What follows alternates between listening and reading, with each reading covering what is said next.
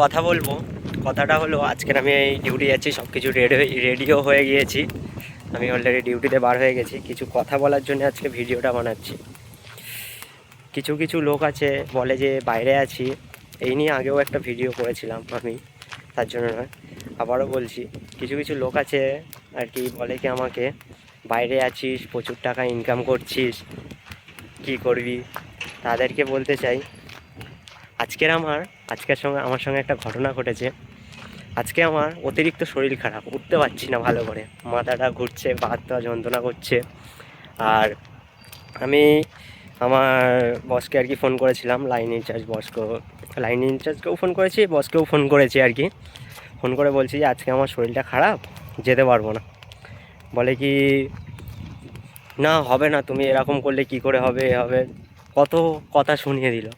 বললো যে তুমি এক্ষুনি এমার্জেন্সি আসো, 1 ঘন্টার জন্য হলেও আসো, মেশিনটা সব কিছু ঠিকঠাক করে দিয়ে তারপর তুমি যাবে। কি বলবো, কষ্টটা কেউ দেখে না, শুধু টাকাটাই সব দেখে। ঠিক আছে, আর কি আর বলবো, কিছু বলার নেই আমার আর। আর এখানে রোদটা দেখতে পাচ্ছ, রোদ্দুর বিশাল, অতিরিক্ত রোদ্দুর। ভাই সূর্য মামা দেখো কী হারে হয়েছে।